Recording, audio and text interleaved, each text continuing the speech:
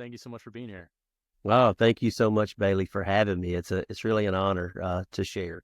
Yeah, well, we're excited to have you on. But before we kind of dive into more of your story, maybe take us back to a little bit of growing up and what life was like growing up for you.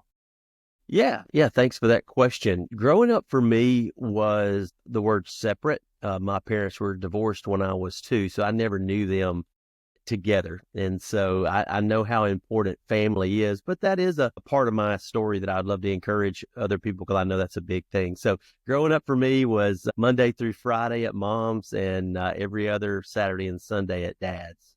But I had 2 great parents that loved me. So I grew up in Gadsden, Alabama. That's where I live here in Huntsville, Alabama now.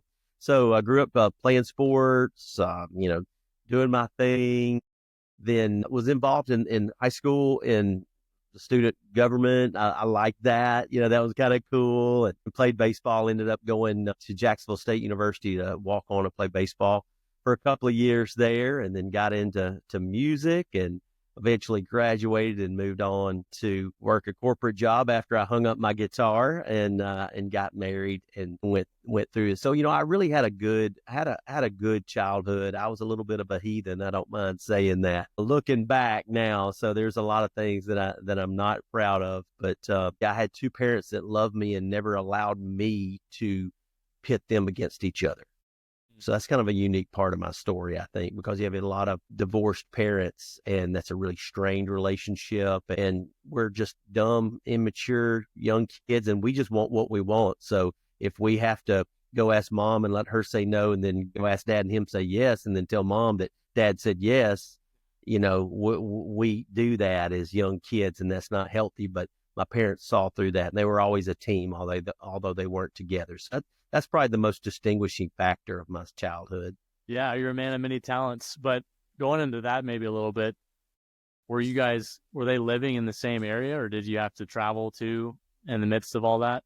Yeah, they lived in the same area, maybe about 20, 30 minutes away. So it wasn't, dad still came to baseball practice and my games, and they still, talked on the phone, would drop me off at one another's house. And so, yeah, it was all still within the same town of Gadsden. Yeah. And was your dad a baseball player too? Is that correct? He was, yeah, my dad was a great baseball player. He was an All-American at Jacksonville State University, and he had actually gotten drafted by the Dodgers, but he did not sign it. He did not sign a pro contract to get married. So we could go back and rehash that discussion if we wanted to. But yeah, my dad was a great baseball player growing up and in college. Sure. Well, you talked about having 2 parents that loved you, even though they were split. But at the same time, sports were a part of some of your passion, student council. What are some things that maybe you learned within maybe student government, student council, that stuff that really, helps you in the business world today, or even athletics too, for that matter? Yeah, no, great question. And I think that is really important. I was reflecting back on just my life. We don't ever stop and reflect on our life a whole lot, right? But when someone's going to ask us some questions, we do take the time to do that. And I would say that being a part of student government, especially in teenage years, it really taught me how to take risks, because it's risky to stand up in front of all of your peers and talk. I mean, some people don't like to talk in a class of 20. We had a fairly large high school, and so I would have to stand up and give my speech for why they should vote for me. So I think that really helped me from a leadership perspective, is to kind of put myself out there, which is, again, taking a risk. And so now looking back, I saw that was one of the first real risks that I took. That risk has then become a part of my story going forward. Sure. And I think I'll definitely dive into that point here in just a little bit, because I'm sure it correlates to what you kind of do today in helping people. But yeah, taking risks is a big part of learning to flex that muscle and get better at it each and every time. Yeah. Process through your story here, but you get a chance to go through, play baseball at Jacksonville State, and then you wind up being a musician too. Has that always been something you've always enjoyed, and where did that creative component come from, do you think?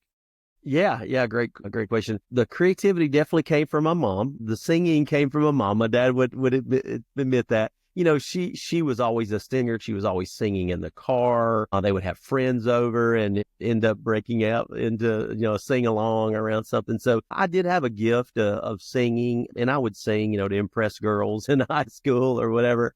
But I never did anything with it. It was just a little unique thing that I had, but went off to play baseball at Jacksonville State. I wasn't very good. I wasn't Craig Edge. I was Taylor Edge. And Craig's my dad, and so he was a legend there. I became a legend there, but for different reasons. But so just a quick story to tell you that transition. So I was playing there at Jacksonville State for the same coach that my dad had played for, which was very interesting. And but I was not the player. I was not a great player. I was a walk-on. I was a good bullpen catcher. I was there. I realized that probably wasn't going to be something I was really going to excel about, and I may not ever get on the field. And they were getting people recruiting over me, so I'd gotten hurt, a lot of different things. So I finally decided to hang it up. But part of that hanging it up was I had to go tell my dad, and I was really nervous about that. Really nervous about that. And so in my freshman year, my college roommate, he was a 22-year-old guy. I thought he could have been 50 at that time. When I was 17, I ended up going into college. At 17, just turned 18. And so he was like this grown man. I was scared of him, to be honest with you. And he had a guitar in his room. And whenever he would leave the door or our apartment, I would sneak in there and I'd play a little bit because I could sing, but I didn't have, I couldn't just show up, a cappella, some Frank Sinatra thing. So I started playing guitar secretively by grabbing his guitar, and then I'd hear his old, I think he had an old Corolla at the time, that muffler. You could hear it coming. So whenever I heard him coming, man, I'd rush in there and I'd go put it right in the corner, even crooked, just like, because I didn't want him to know I touched his guitar. I didn't know it. So that's just a funny little thing. So I did start playing guitar in my freshman year. So once I finished, I made the decision I was going to stop playing baseball. I went and told my dad, and my olive branch to him, because I'm like, man, I gotta say something so he won't be just really mad. I got to do something to protect myself.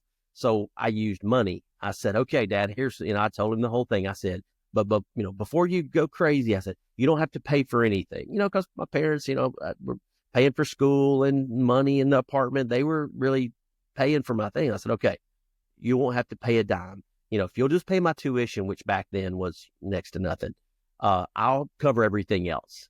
And, they're like, how are you going to do that? I'm like, I'm going to play music. I'm going to play guitar and sing in bars and fraternity houses and restaurants. And that's all I'm going to earn.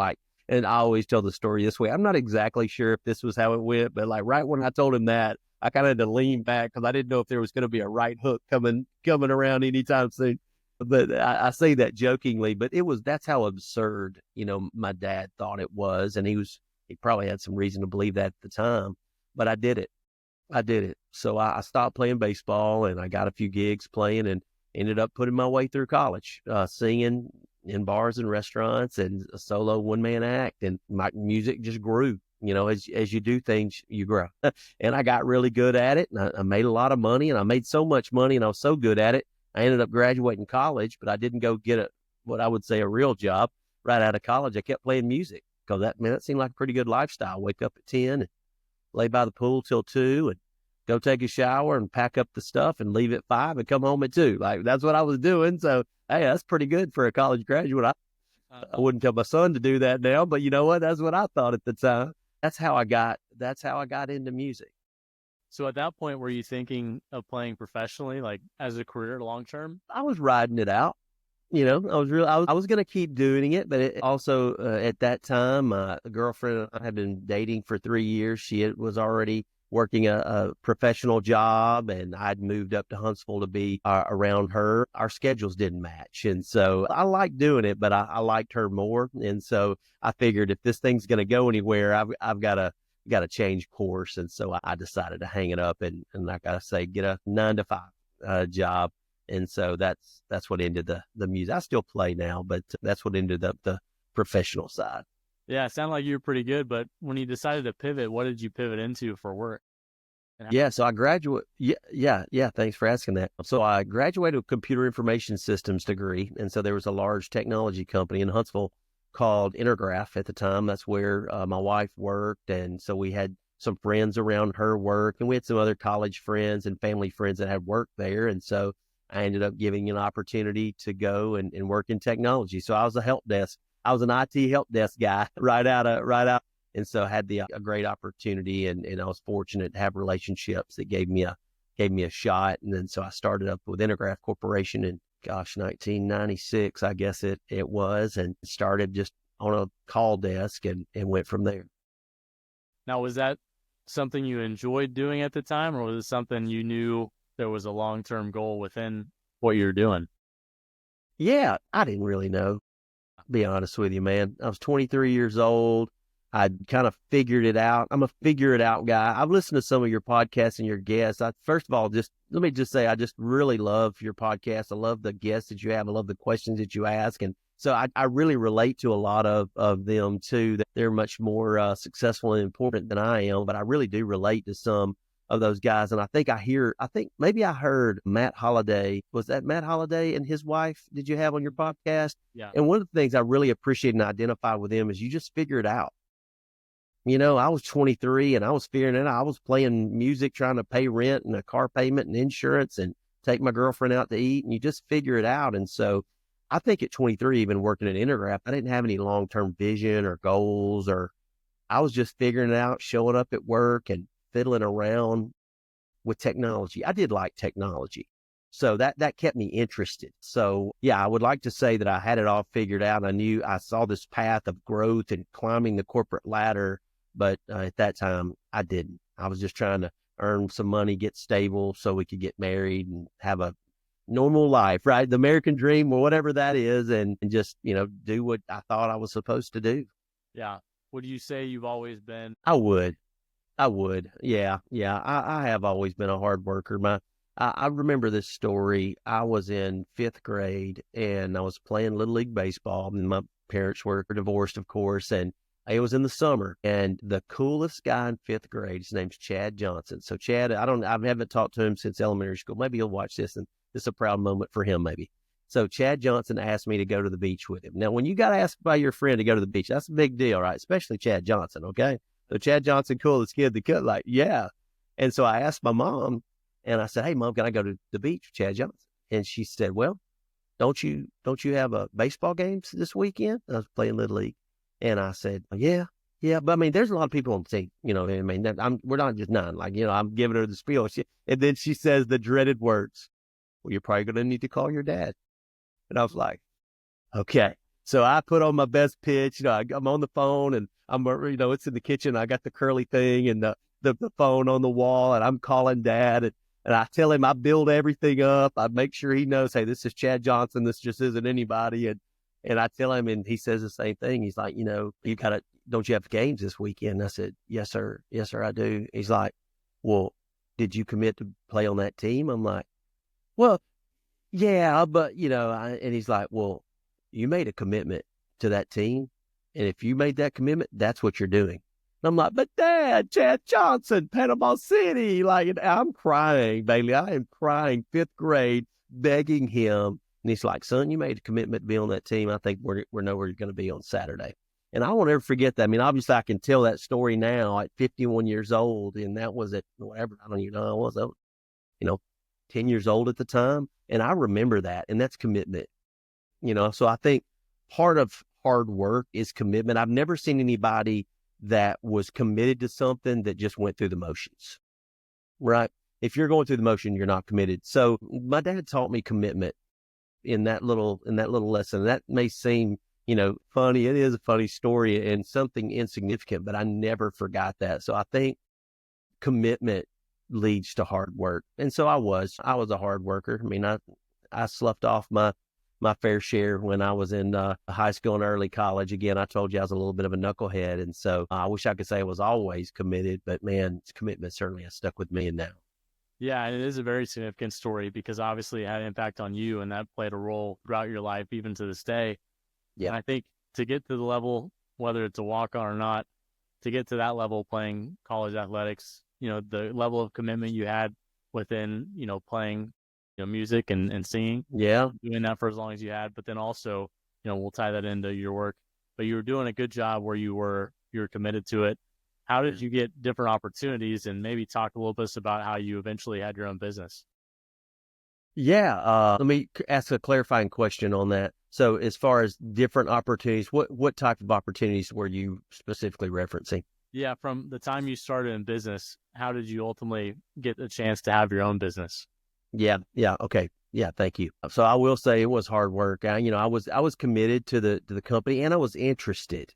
And I was interested in technology. And so I was doing little deals, I was doing my regular job on the help desk, but I was always trying to make things better and things. And I think my bosses saw that, and so they gave me opportunities to move up and then travel, and not to bore people, but to install the software, interact with the customers, travel around the country and do that, and did that really well. And I really wanted more. I think it's interesting. I've never thought about it that deeply, but it's hitting me again that the word more was with me when I was in my early 20s, and it's still with me now at 51. Like, I just feel like there's more, and that's not a selfish more. It's just a sense that I'm capable of more. I can do more. And so I think that's what maybe my bosses saw in me. And then I ended up leaving that company because there wasn't a step. I didn't think I was moving up as fast. And so I left the company, and 2 weeks later, they called me back that, hey, I know you just left 2 weeks ago, but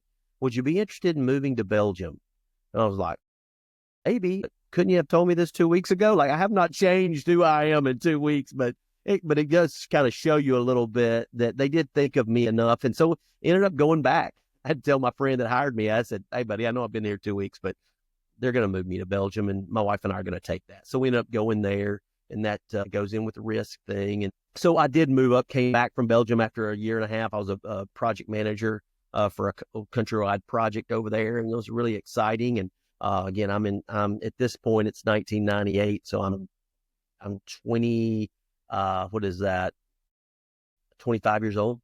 So at 25 years old, I'm running this countrywide project over there, and it was fun and exciting. Came back and moved me into sales. Ended up being the sales manager for that country. So there was more. I think I did work hard. I think I did some things right, and so they kept moving me up. But you talk about, I then started my own business, but there was a catalytic moment that happened between those times with that company and my own company. I was the national sales manager. I was negotiating a lot of contracts.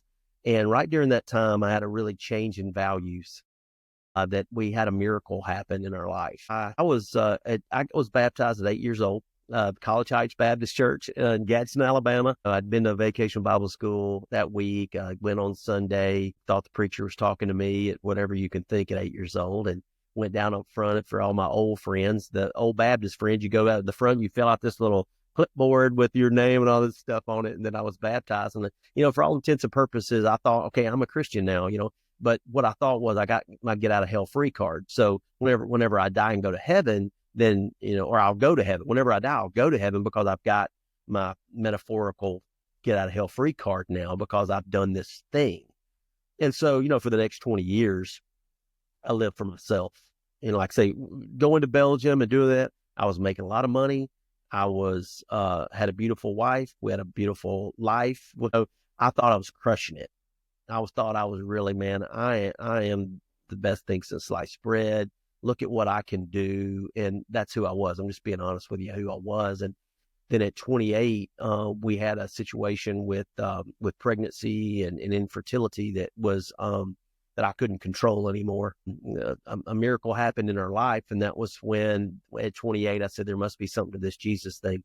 And I was the national sales manager at that time with that technology company, and so that started to change me. My values started changing. What I thought was important, money, the brand new green Forerunner that I thought was the coolest thing in the whole world, and vacations and status and all of this, it just started changing, and integrity and honesty and humility and all of that I was learning about at church was starting to come in that I think I had in me. I just had covered it up with worldly things.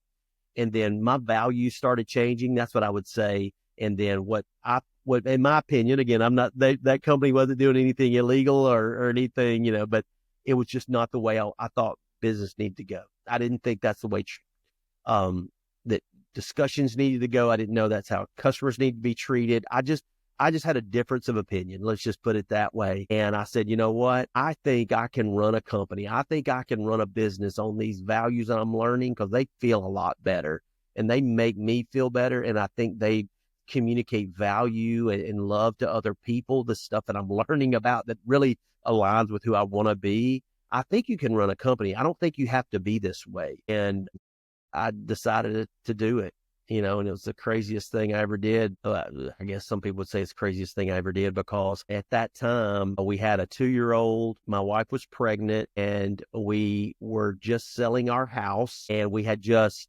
bought a new house, but had not sold the other one. So we had 2 mortgages, a 2-year-old, she was pregnant. And I said, babe, I'm going to quit my job and I'm going to start this other company. And oh, by the way, I'm not going to take a salary for the first year. You good with that? And that's what I did. That's what I did in February 2005. So the whole catalyst to me going off my own, starting my own business, being an entrepreneur, was a value shift and a belief that I could run a successful business with different values than I'd been watched and been taught, I guess you could say. And how did you find that business that you wound up starting? Yeah, it's an interesting story. So I was convinced I was going to start another software company. And because I knew, just from a software perspective, I knew that the company that I was working for, they had a hole in their solution, right? They had something that they didn't do very well that I thought I could go do very well. And so I was going to start a software company, and I was going to partner back with my former company. And that sounded like a pretty good plan at the time. But it was in the Christmas time of 2004. My uncle had a patent on a small rescue boat. It was a really unique idea, niche market. And it was kind of cool. I'd seen it over the years, and a guy was running the company. Well, he died in a car accident at Christmas of 2004. And then when we were down in that season, and so when my dad, or when I was down there with my uncle, we were just talking about what I was going to do different. I'm probably going to leave there and this. And then he just brought it up. He said, well, why don't you just buy this? My Small Rescue One Connector Boats was the name of the company at the time. Why don't you just buy this? Instead of, I was going to sell it. And I'm like, I'm not going to sell aluminum boats. Like, what are you talking about? I'm going to go start a software company. But I drove back to Huntsville, that 2-hour trip. And about halfway through, I'm like, why don't I do? And so, I ended up buying a small company that my uncle had started and had a patent for. And I believed it was the best product nobody ever heard of. And so it was just a unique opportunity to do that. And we partnered together for a year, and then I bought him out after that, and then ended up doing that for 10 years. And so, it's definitely divine intervention for that to happen. Although I don't know if I saw it as clearly back then as I do now. Yeah. Well, you talked about values just a little bit ago. What was it like to instill those values into an organization and try to live and grow a company off those values? And what were they? Yeah, no, that's great. And we were a small company. And so, Bailey, what I would say is, and this is kind of a theme with me, is that anytime I talk about leadership, anytime I talk about values, it's got to be about the person first. And so when I say that is, I wasn't trying to build a company on values. I was trying to live out values. I was trying to be honest with our customers. I was trying to build, whenever I marketed, I only said what it could do and not what it couldn't do. I tried to do business with my suppliers ethically. I tried to, what they say, under promise and over deliver. Right. And so it wasn't so much of the values I was trying to instill in this team. I was really trying to live them out. Because we were so small, I was the company. I mean, we had employees, but the essence of how it was starting was based on how I was trying to operate business, and people would watch me, and hey, that's what we do. I mean, that's how we do it. We do it on time. If we say we're going to deliver it on this, we're going to, if we're not, we're going to call them and explain why. If we make a mistake, we had one time, We were in Huntsville, Alabama. We had sold 2 boats to a fire department in Kansas City, Missouri. That's a pretty long trip. And you have to ship these boats. You don't tow them behind a truck. You actually put them on a flatbed type, because we didn't want to put miles on trailers and things. And so it was about a $1,500 shipment there. And the boats got there, and I got a call. And the guy said, "Hey, we've got cracks in the bow of our boat." I'm like, "What are you talking about?" He's like, "Yeah." And he started taking pictures, and I'm thinking, "Okay, what are we gonna do?" But the right thing, I was like, it's not his problem. I could have said, "Hey, we'll go find a local weld shop there, and hey, or put some paint over it, But I said, you know what? That's not his problem. That's my problem. I don't want to if I was the customer, I wouldn't want that. So I said, all right, ask the guy to put them back on the truck. And he shipped those boats back, which cost me a good amount of money. We built 2 brand new boats for him, put those back on a truck, and we shipped them back to him and said, okay, is that it? Like, that's doing the right thing. That's taking responsibility. And so that's just a story of the example of what, like, that hurt, man. That hurt. We didn't make any money on that deal. I'll just tell you that right now. We may have lost some on some others. So, but again, doing the right thing hurts sometimes, but are you going to do the right thing even if it hurts? And so that's just a story of what I was trying to do. And I probably didn't talk about core values a lot like I do now so much, but it was more of a caught than taught culture that I was trying to build. Like, no, this is what we're going to do. And they're going to see Taylor making decisions, and they know that's the decisions he's expecting me to make. Sure. And it doesn't matter if it's on your walls if you're not living it out. So you living it out enables it to ebb through the organization, and making decisions like you just talked about in that story. It stems and it flows into everything that you guys do, and people see that and try to live and abide by that. And you talked about risk earlier. I know, there's been points in your life where you've taken steps and pivoted, taken some risk, made decisions that are, can be risky, but you also, you were growing a company, you had a good thing going, you were selling boats internationally, nationally, all over the place. What was it like to step away from your business and sell it and step into kind of the calling you felt God had put on your heart to go do? And talk about maybe making that decision and what people would think as risk. Yeah, no doubt. So we were having the best year of our life. It was 2013, best year of our company's life, not our life. Maybe it was a great life. I'm sure it was, I guess, but of our company's life. And I remember it was June 21st, 2013, and I was on my way to Charlotte, North Carolina. Had a boat behind me. I was going to the National Sheriff's Association. I know so many details of that story. I was in Adairsville, Georgia. If we've got anybody in the South that has ever eaten at a Hardee's, right on the Interstate I-75, right in Adairsville, Georgia, that's where it was. That God spoke to me. He said, I want you to make a positive impact on the lives of young people. And I was overcome with emotion. Now, that was 2013.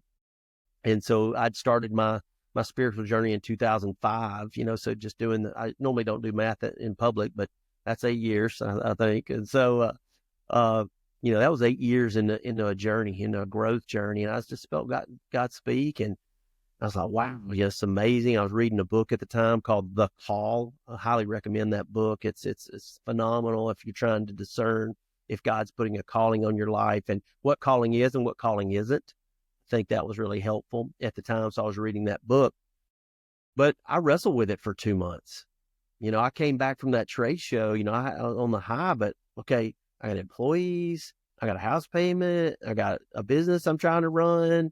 My dad works for me and my brother, they work for me. It impacts me, and a decision like this impacts way more people than me. And so what do I do? What do I do? What do I do? And so I wrestled with it for 2 months. Of course, I'd gotten a direct call by God. You don't hear those very often, but I remember in August, I was sitting at my desk, typically being really busy doing things and checking on orders and making sales calls and all this kind of good stuff. Just super quiet. And I just remember me sitting at my desk, and I said, what are you doing? What are you doing? And what I took that as, I don't know if it was the Holy Spirit or not, but it was, okay, I've called you to do something and you're not doing it. You're sitting here.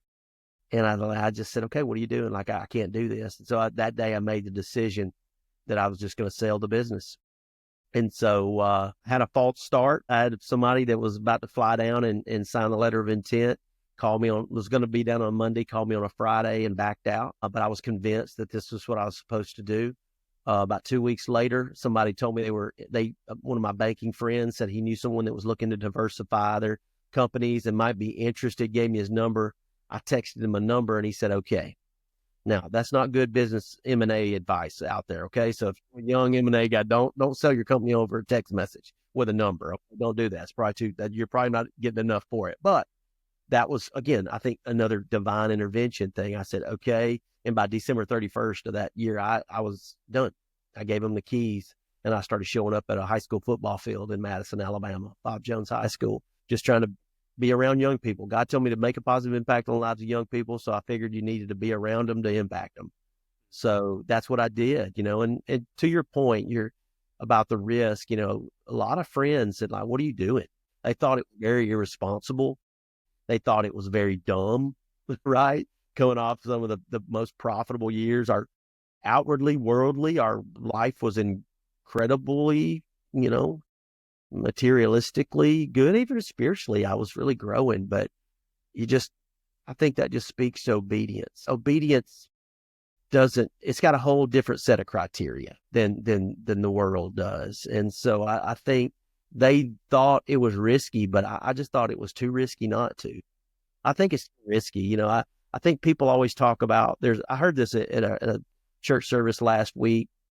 People always talk about what's the cost, like count the cost. Like, what is the cost of doing it and doing it the way you did it, which again is not in any business books. But, Bailey, what I would say is, what was the cost if I didn't? What would have been the cost if I didn't make? There's a cost. It may be measured in different ways, but there is certainly a cost to disobedience. And so that's hopefully that answers your question about, what other people thought. And I've had a lot of friends that were in similar positions, but they won't pull the trigger. And that's on them, and that's between them and God and what God's calling them to do. You can make an impact in the marketplace. My story is my story, but I do see some folks people have called me and asked me, how did you do it? How did you do it? And I've told them the story and they just haven't quite been able to pull the trigger, but that's it. Well, I love that story. I think what you talked about obedience is so powerful, especially when you feel like God has called you to go do something. Are you going to be obedient to go do it, or are you just going to stay in the comfort zone that you're in? But maybe for listeners, just like in my mind, what did you feel like? You talked about the call by Oz, the author Oz Guinness. Yeah. Guinness. And what was the kind of, how did you necessarily know it was the call? Or are you able to articulate that, or what did you just know? Yeah. So I'll back up a little bit. And so in February of 2013, so again, my journey started at 28. I mean, it started when I was 8, but I didn't become a Christian until I was 28. I got baptized, but I didn't really become a follower of Jesus until I was 28 years old. And again, I was at the start line. I was starting the journey, right? And so by 2013, I had learned a lot and I'd been growing. But in February 2013, I felt a stirring. That's the best word I can use.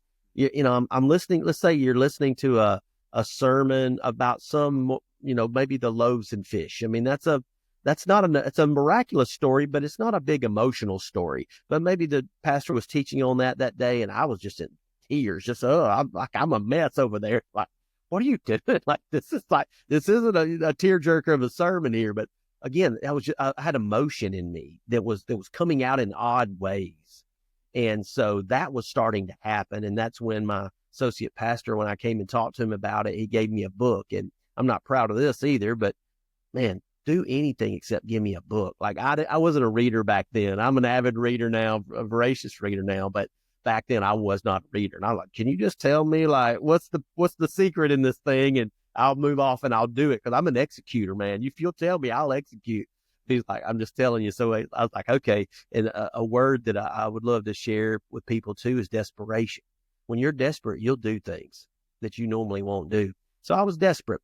And so I started reading that book and it really started speaking to me. And so that was starting to happen. So then on that June 21st day, I just hung up from talking with one of my buddies, and I was just thinking, and I just got this clarity of thought, this clarity of as if it was a voice filled with self-talk. Like, think about the most intense self-talk you've ever had to yourself.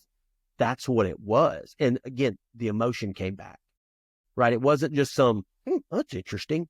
It was this intense thought that evoked emotion. Again, the same kind of emotion that I had been showing. So I really appreciate you asking this question, because I've never put that together before.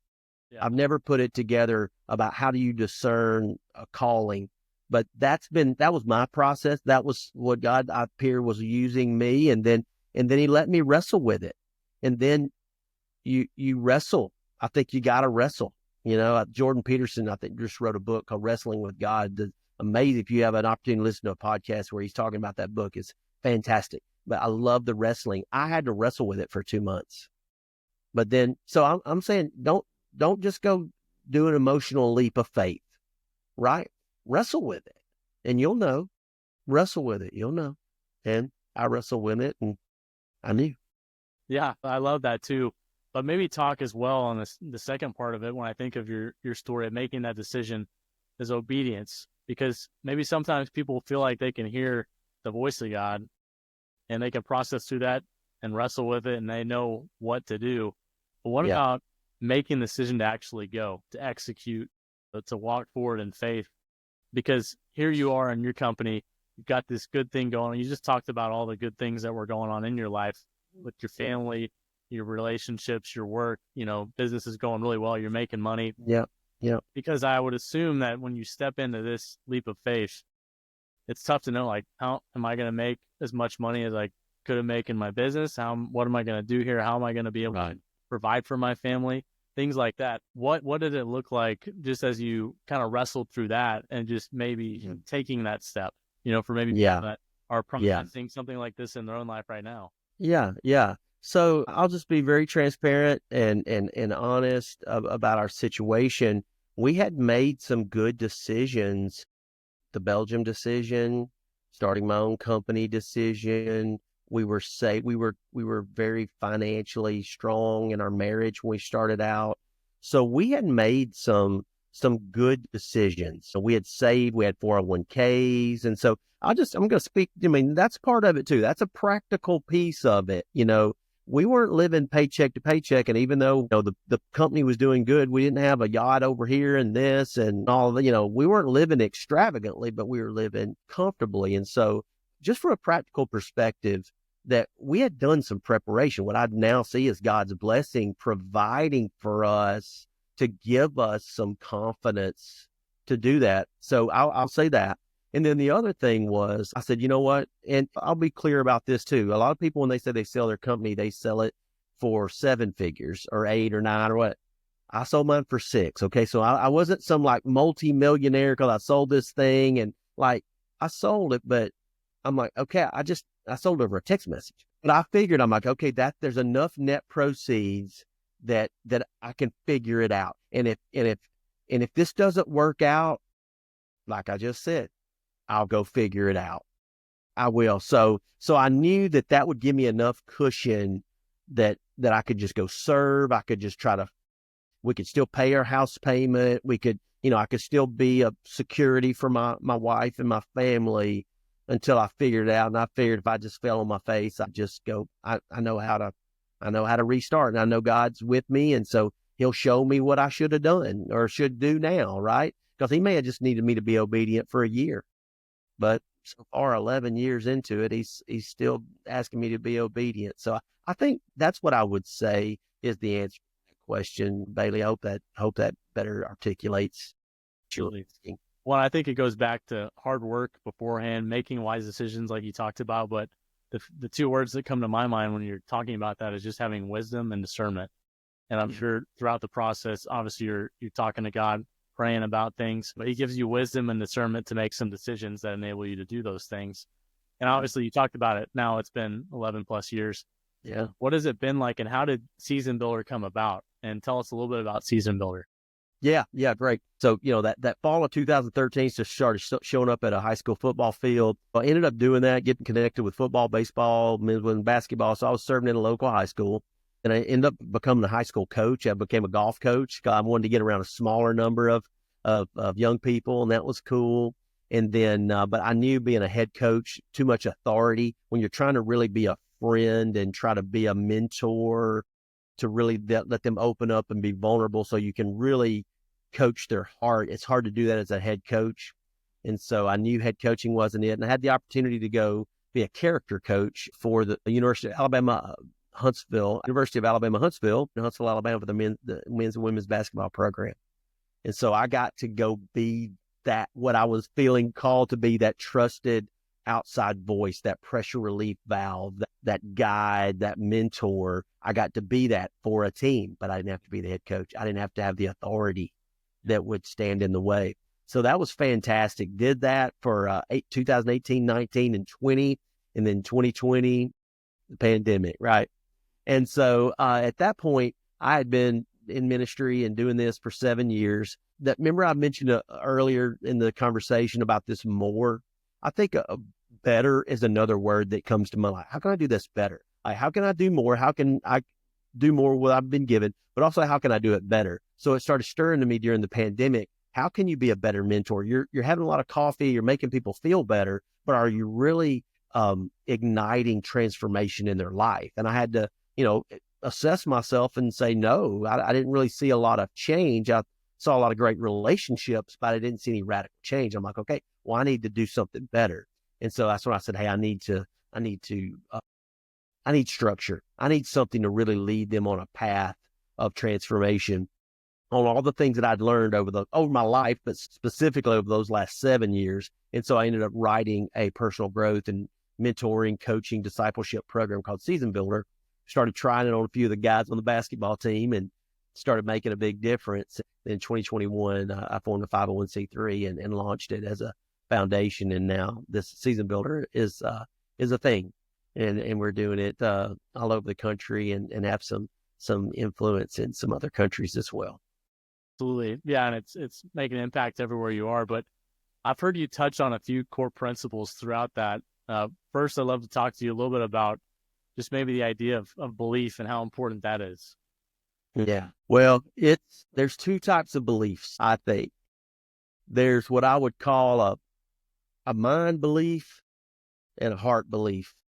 You can have a belief. I believe that these bits and bytes are traveling over this wireless internet and we have this picture, and I believe there's things there. I know it. I have this mental assent to it. I believe it, I believe it, but that can only take you so far. Belief's got to fall down into your heart, and it's got to become trust. I wrote a book back in 2018 called More Than a Believer. And it's what I saw in my own spiritual journey and a lot of spiritual journeys around me that, yeah, we believed in God, right? Yeah, I believe in God. Yeah, I know he exists. Yeah. I know these things, but was it a belief that was transforming to a trust that is willing to be obedient to what he said?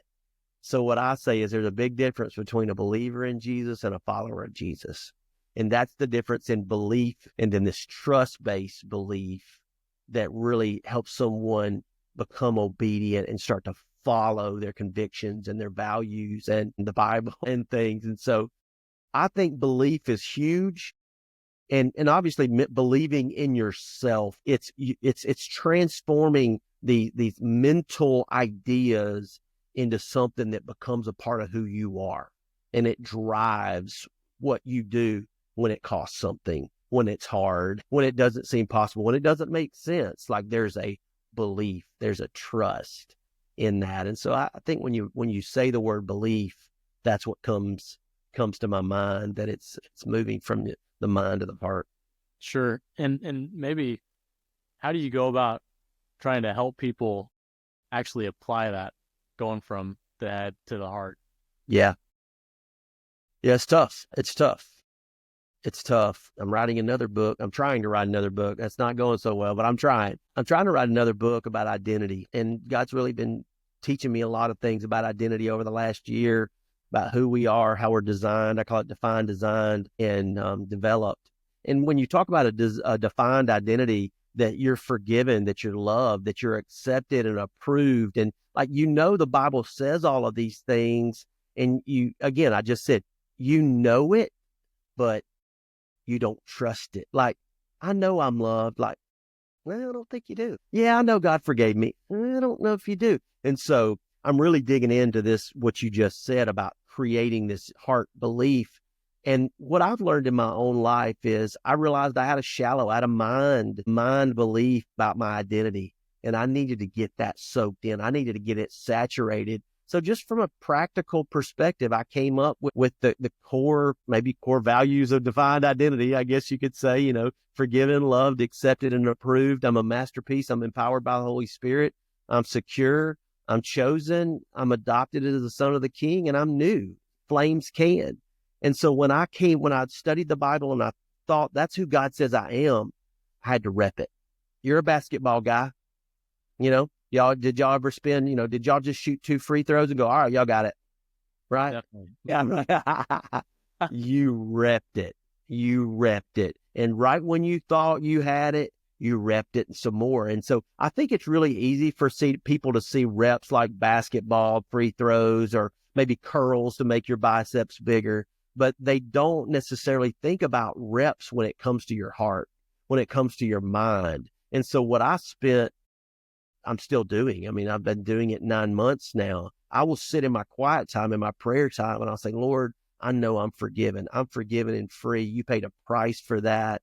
You love me. Not only do you love me unconditionally, if I only understood the depths of your love, like, that's what I'm doing. Like, I am immersing. Some people would call that meditating. I think meditating's always got the thing going on, but like, that's meditating. Like I'm really focusing, and I'm getting it to soak in.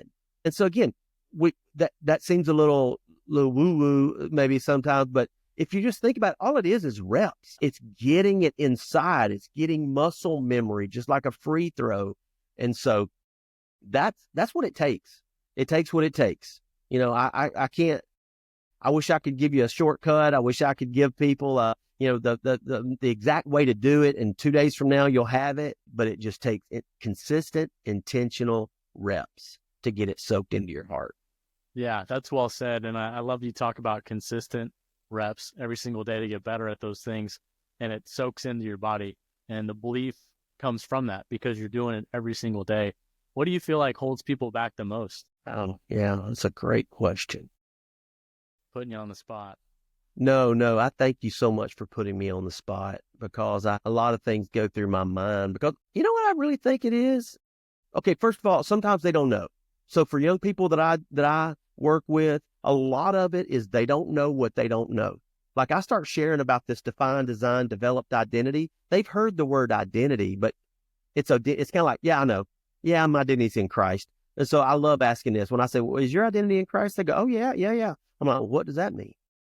And then they go, they don't know, right? So they don't know what they don't know. And so I'm actually teaching them. So I think that's one, Bailey, some detail. They need to know specifically, as we're talking about identity in Christ, is they need to know some detail. So I think it's an education, it's an awareness is one of their biggest challenges. And the Bible even says, how are they going to know if somebody doesn't tell them? Right? That's biblical. And so giving them awareness. And then I think the other challenge they have is putting in the work. Do they want to carve out 20 minutes? Do they want to wake up early? Do they want to, or any of us? I don't want to carve out, single out young people. Does anybody want to wake up earlier? Do they really want to buy in that this is the way? And do they want to put in the reps when they don't feel like it? Right? I love that song. I think it's Waymaker. The bridge of that song says, even when I don't feel it, you're working. Even when I don't see it, you're working. You never stop working. Are you willing to do the work when you don't feel it and when you don't see it? Because that's what it takes. So I think maybe instant gratification, it seems a little woo-woo, weird. So I think those are probably two of the biggest challenges: awareness and willing to do this kind of work that they've really never done before. Yeah, those are two great points. also too, you talked about, or you haven't talked about yet, but there's also the idea of framework and friendship and how Yeah. that's important. If you wouldn't mind, maybe elaborate on what that means to you. Yeah. Yeah. Thank you. That's a key part that I think that makes Season Builder different because so it's got two components, like you just said, it's framework and friendship. So framework is content, right? Like a book is a framework, like Atomic Habits, one of the best frameworks I've ever read ever about habit building, right? James Clear is phenomenal. That's a framework, right? Your podcast, like Tony Minetti, Scott Mayberry, all the people you've had on your podcast, they're giving you frameworks, right? And the Coach Ed show, hopefully it's given some. But if content was the answer, we'd all be changed, right? Your Sunday sermon is a phenomenal framework for you to walk out those doors and go live out on Monday. So the issue is that content, right? All right. Then the other side of it is we know how good relationships are. That's what I was doing a lot at UAH. I was sitting down having coffee with guys and girls. They were sharing their challenges, and I would tell them some good little things, and or I thought pretty good little things, or they thought, and they go, thanks, coach, I really appreciate it. And I'll be making them feel better, right? I would get them to a neutral point, and okay, the crisis is over, but they would go back out in the world and all of a sudden fall into old bad habits or make the same decisions, and would come back to drink the same cup of coffee at the same place 2 weeks later doing the whole thing. So I said, relationships aren't the magic, because if it was just a good friendship would change people. So what I finally realized is you got to bring those two things together. You got to bring the framework. You got to have good content, good structure, those things. But you got to have the trust and the relationships and the willingness to listen and learn and be open. When you bring those two things together, you can ignite transformation in people. And I think that's what I've tried to do with Season Builder. I'm a natural relationship person. I needed structure. I learned from the best. Put those two things together. And when you have framework and friendship, you can really make a difference in other people's lives. Yeah, it's no question. I think that's a great perspective because there are so many frameworks out there. There's so much content to consume. But when you have people, change happens and things happen through people. No one ever does anything on their own alone. You're always doing it with somebody. There's someone that's involved in it.